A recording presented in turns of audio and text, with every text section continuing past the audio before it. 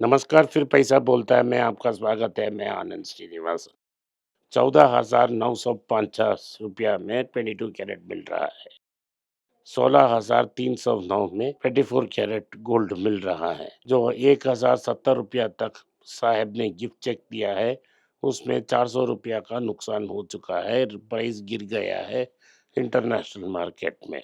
Silver का दाम 305 रुपया बोल रहे हैं, लेकिन फ्यूचर्स मार्केट में 2,81,900 चाहिए है एक महीने के बाद डिलीवरी के लिए।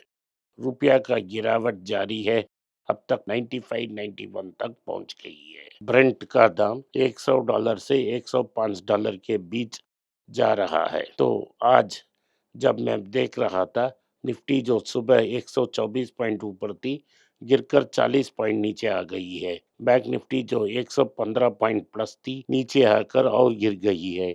IT 2.5, FMCG 0.7, auto 0.6, pharma 0.5, metal -0.8 तक गिर गई है। इसमें क्या-क्या ऊपर है? Tata motor passenger vehicles 4.2%, Infosys 2.6%, tech Mahindra 2.4, doctor Reddy 1.5, Zydus life sciences 1.7, sun pharma 1, Muthoot finance -5.1, IDFC -1.1 आई है। इसके बारे में विश्लेषण करेंगे। पहले जो फ्यूल है, डीजल और पेट्रोल का दाम वो 3 रुपया ऊपर चली गई है। मद्रास में जो प्राइस है, इसके बदन पर एक डीलर से मैंने टैक्सेस लाई है। अगर आप तमिलनाडु के बाहर इसको देख रहे हैं, स्टेट टैक्सेस ऊपर नीचे आ सकती है। लगभग 50 रुपया स्टेट और सेंटर का टैक्स है। अगर साहब और स्टेट की चीफ मिनिस्टर चाहे तो इसको अवॉइड कर सकते हैं, लेकिन क्यों अवॉइड नहीं कर रहे हैं मैं हमें पता नहीं। अभी भी प्राइस ऊपर जा रही है, 3 रुपया। डीलर्स बोल रहे हैं अभी भी नुकसान बहुत ज़्यादा है और ऊपर जा सकती है। जो फ्यूल प्राइस हाइक हो रही है, इससे इन्फ्लेशन बढ़ेगी, ट्रांसपोर्ट कॉस्ट की रिस्क बढ़ेगी और ओवरऑल इन्फ्लेशन बढ़ सकती है। हाई डीजल प्राइसेस के कारण जो कमोडिटीज जगह-जगह मूव होती हैं, उसमें प्रेशर आ सकती है।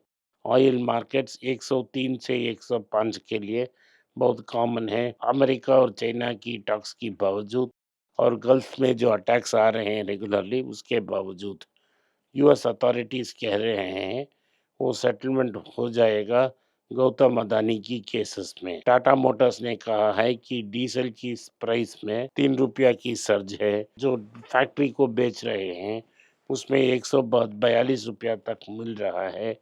इससे कमर्शियल व्हीकल की जो रिकवरी चालू हुई थी वो खत्म हो सकती है। जब फ्यूल प्राइसेस बढ़ते हैं तो फ्लीट को वीकन किया जाता है। नया ट्रक रिप्लेसमेंट देर लगती है। एयर इंडिया की जो 2026 की लॉसेस हैं वो 27,000 करोड़ से लगभग 30,000 करोड़ तक हो गया है। इसलिए ही चंद्रशेखर पर प्रेशर है। नियोल टाटा चाहते हैं कि ये लॉसेस जल्दी से जल्दी कम किए जाएं। गवर्नमेंट ने ड्यूटी फ्री इंपोर्ट की रूल्स को टाइटन कर दी है, क्योंकि इंपोर्ट सर्ज हो रहे हैं। डीजीएफटी ने कहा है कि एक लाइसेंस के लिए सिर्फ 100 केजी का गोल्ड इंपोर्ट किया जा सकता है और री एक्सपोर्ट को टाइटली मॉनिटर किया जाएगा। गोल्ड और सिल्वर भारत में जवेरी बाजार में ह्यूज डिस्काउंट पे ट्रेड हो रहे हैं, इसलिए क्योंकि एग्जिस्टिंग स्टॉक को डीलर्स कम रेट में बेच रहे हैं।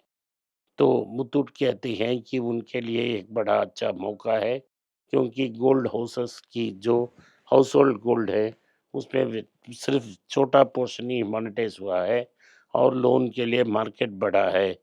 तो इससे सिक्योर्ड लोन है ये और इसकी अट्रैक्टिवनेस के कारण और लेंडिंग हो सकती है। ज्वेलरी रिटेलर्स ने बहुत मॉल की जो लीजिंग है उसको उन्होंने ड्राइव किया है, स्पेशली कल्याण और तनिष्क ने। इससे क्या होता है जब मार्केट नीचे आती है, क्योंकि ऑर्गेनाइज्ड ज्वेलरी मार्केट उनकी मार्केट शेयर कम होगी, क्योंकि स्मगलिंग इंक्रीज होगी।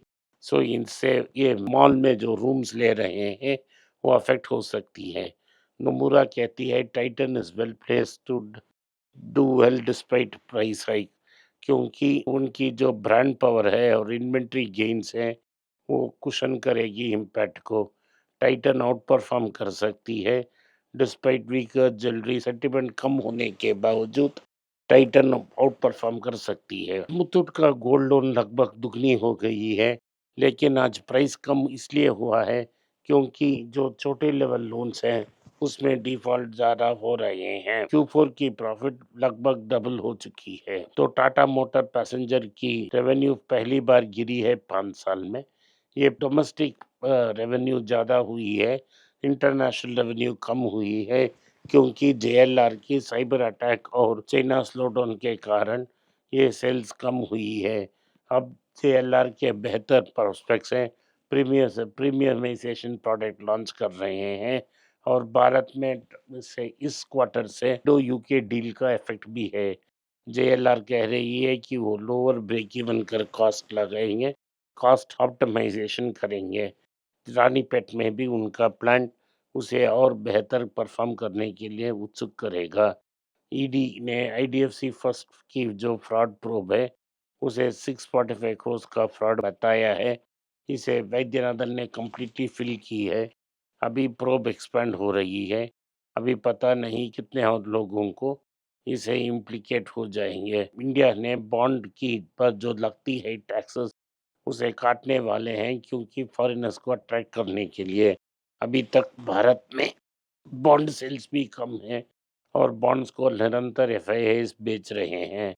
बॉन्ड डील्स की ज़्यादा होने से बॉन्ड का रेट कम हो जाएगा और नुकसान आएगा। इसीलिए पब्लिक सेक्टर बैंक जिनके पास मैसिव गवर्नमेंट बोरिंग पेपर्स हैं मैक्सिमम इफेक्ट हुए हैं और ये मार्क टू मार्केट लॉसेस उनके ज़्यादा होंगे। म्यूचुअल फंड्स ने अपना कैश होल्डिंग रेज किया है डिस्पाइट मार्केट में स्ट्रांग रैली होने के बावजूद। मुझे पता नहीं कहाँ रैली दिख रही है इन लोगों को। जाइडस लाइफ साइंसेस की जो बोर्ड है वो शेयर बाईबैक कंसिडर करेंगे। अगली न्यूज़ ये है कि AI की डिस्ट्रप्शन ने लगभग $186 बिलियन मार्केट से निकाल दी है। विप्रो कंज्यूमर ने पैन एशियन फूड ब्रांड मोइसुई में इन्वेस्ट की है। TVS ग्रुप ने जना बैंक में 9.99% की स्टेक लेंगे। TVS वेन्यू ग्रुप इस कह रही है कि वो 450 से 500 लगाएंगे और जना बैंक को पुश करेंगे। ओला ने इलेक्ट्रिक बैटरी में इन्वेस्ट की है। वो पब्लिक में इलेक्ट्रिक बैटरी बेचने की प्लान कही है और सप्लाई डील्स विद ग्लोबल ऑटोमेकर्स की है जिससे वो बेहतर परफॉर्म कर सकें। एयरटेल की Q4 प्रॉफिट में गिरावट है क्योंकि पिछले साल हाई बेस रेट था और वन टाइम टैक्स रिटर्न्स बहुत स्ट्रांग था। जाइडस लाइफ साइंसेस की बोर्ड मीट कर रही है। शेयर की बाईबैक करने की कोशिश है और ये अनाउंसमेंट जल्द से आएगी। आज के लिए इतना ही। आपने इस पॉडकास्ट को सुना, इसके लिए मैं आपका आभारी हूँ। हो सके तो वीडियो को लाइक कीजिए, चैनल को सब्सक्राइब कीजिए और बेल नोटिफिकेशन दबाएं। इस वीडियो को अपने दोस्त और रिश्तेदार के पास भेजें और उन्हें देखने की आग्रह करें। नमस्कार, धन्यवाद, जय हिंद। अगर आप मुझसे संपर्क करना चाहते हैं, नीचे दिए गए ईमेल में मेल भेजें। मेरी टीम आपके साथ संपर्क करेगी और मदद भी करेगी।